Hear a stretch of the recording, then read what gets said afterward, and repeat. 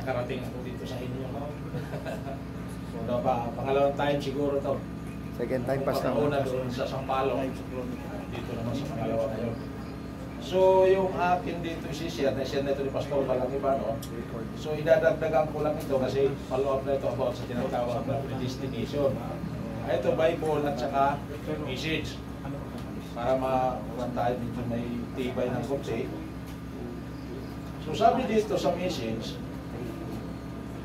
hindi na kasi ang aking pananaw. Sa Persil, tatagalogin ko lang kasi mahina ako sa English. Sabi niya, ngayon ay tinanggap na natin ang pangakong iyon sa huling mga araw kung ano ang magaganap. Tinanggap pa natin, hindi ba? Hindi ba?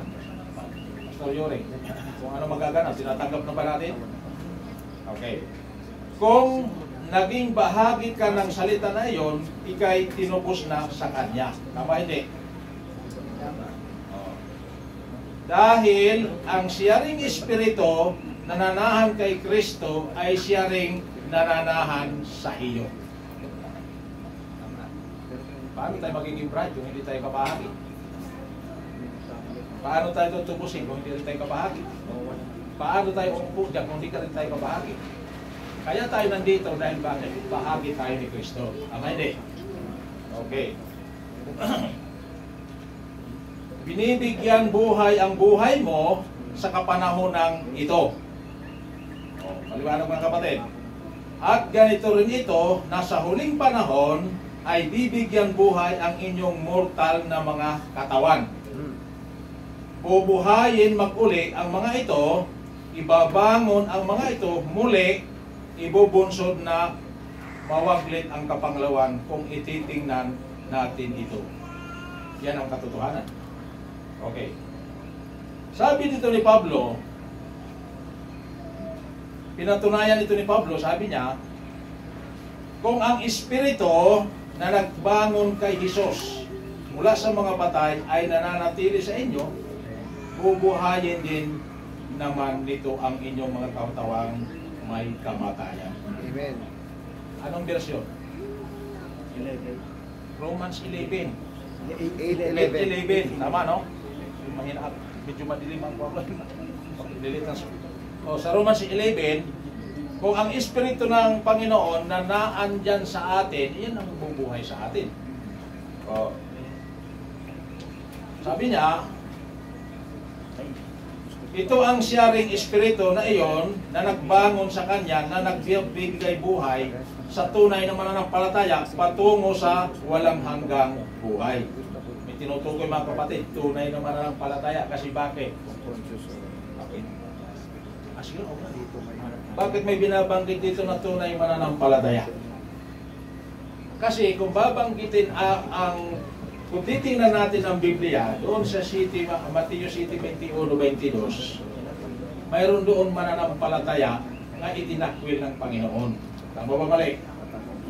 Sabi niya, pag silayo kayo sa akin, manggagawa ng katampalasanan, hindi ko kayo kilala. May binhi ba yun? Wala. Offensive. Siyempre, di nga kilala. Walang binhi. Pero bakit mananampalataya? Yun ang tanong eh. Namatay. Diba? Logic yan.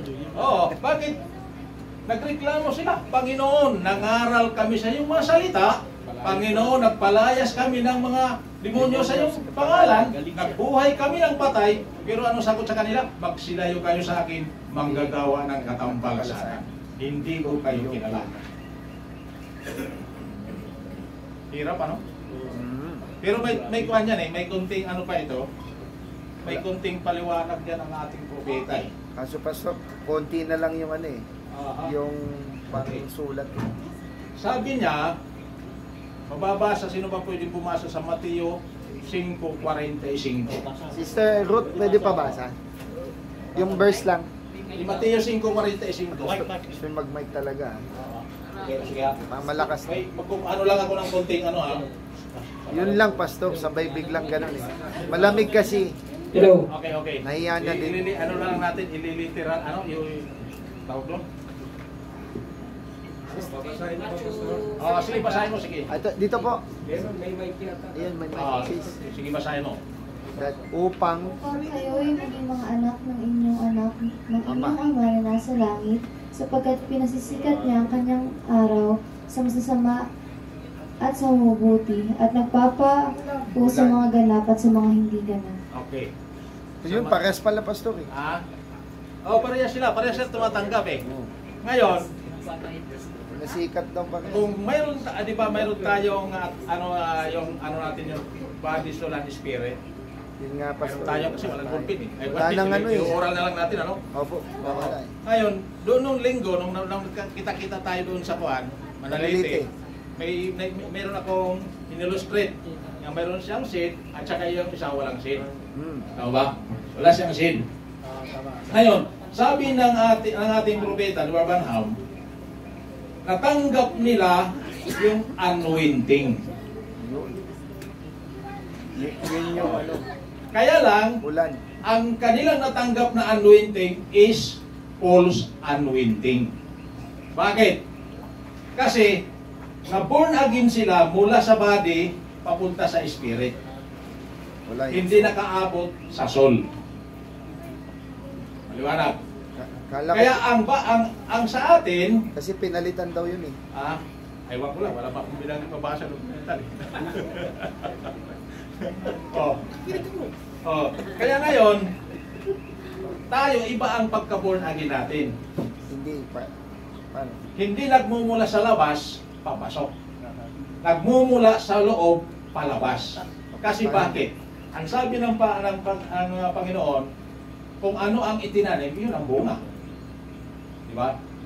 Kaya kung santol ka itinanim, santol ka mamumunga, hindi ka pwede mamunga manggay. Yeah. Maliwanag. Ganun lang kasimple. Di ba?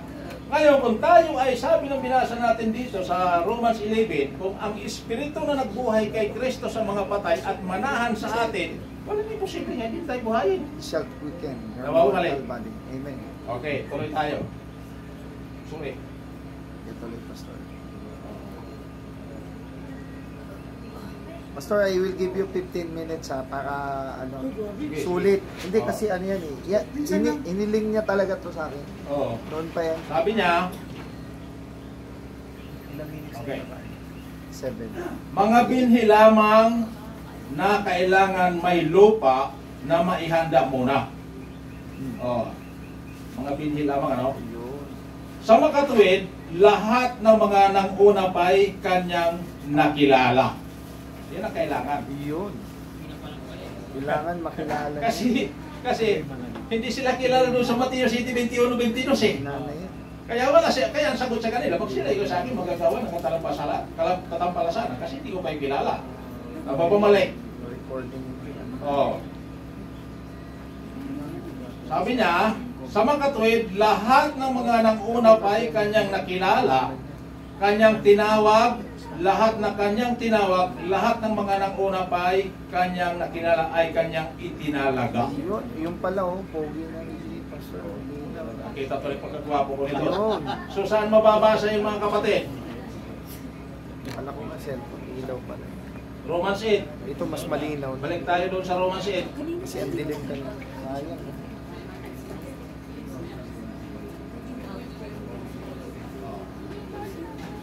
Handa kayo ng tanong ha, yung mga nakahanda ng tanong. Huwag niyo akong tatanungin ha, di ako marunong sumagot. Si Pastor Yuri lang tanungin niyo ha. Okay, saan ba yung binanggit ko?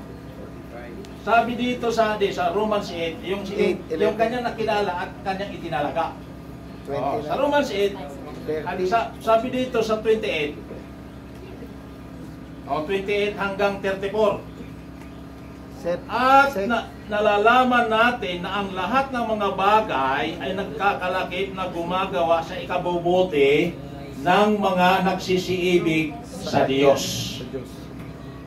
Focus doon, oh. Sa makatuwid bagay, niyaong mga tinawag alinsunod sa kanyang nasa. Amen? Sapagkat yaong mga nang una pa'y kanyang nakilala ay itinalaga naman niya na magiging katulad ng larawan ng kanyang anak. Upang siya ang maging panganay sa mga magkakapatid. At yaong mga itinalaga niya ay kanyang tinawag naman, at ang mga tinawag ay inaring ganap naman niya, at ang mga inaring ganap ay niluwalhati din naman niya. Kaya mga kapatid, may binabanggit si Brother Branham. Hindi ko lang na paano, pero siguro bukas kung mayroon pa bukas baka tayo makahingi pa kung tumayo. May binabanggit siya dito sa mensahe. Nga sabi niya, ang isang preacher, kailangan tinawag siya ng Diyos. Hindi siya tinawag galing kung saan siya galing, kundi ang Diyos ang tumawag sa kanya para maging preacher. May quotation tayo niya. Amen. Amen. Oo. Kaya, itong ating kalagayan, hindi ito disgrasya. Tama ba hindi? Hindi ito disgrasya. Panahon lang kung kailan tayo umpisa maglingkod sa Panginoon. Amen. Kasi bakit? Before pa siya na nagtalaga Hindi tayo nagtalaga sa Kanya. Siya nagtalaga sa atin, pero may panahon tayo kung kailan tayo babalik sa Kanya. 4 minutes po. Ha? 4 Okay, minutes. bibilisan ko na. 40 minutes. Oo.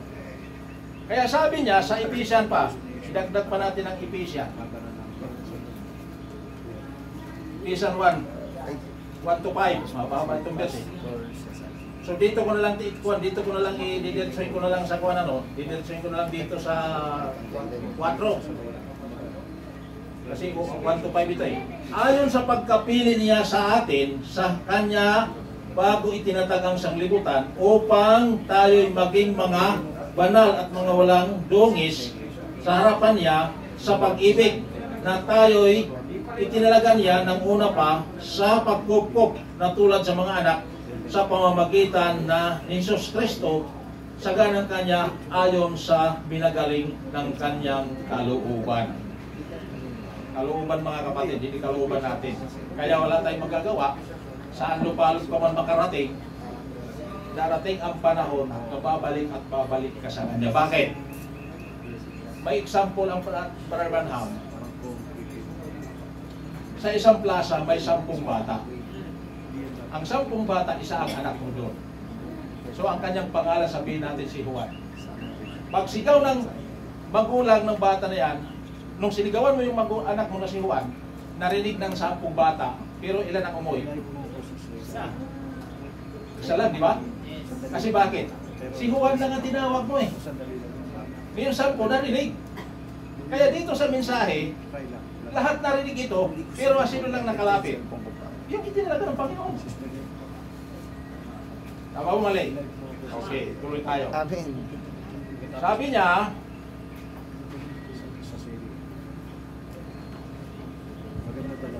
at ang katotohanan, sabi niya, at ang katotohanan ay inilagay sa kanilang harapan, at sila'y lumakad palayo roon, at iniwan iyon, at ngayon sila'y ibinigay sa paggawa ng kamalian upang magsipaniwala sa kasinungalingan at mga hatulan kasama niyon, iyon eksakto kung ano ito.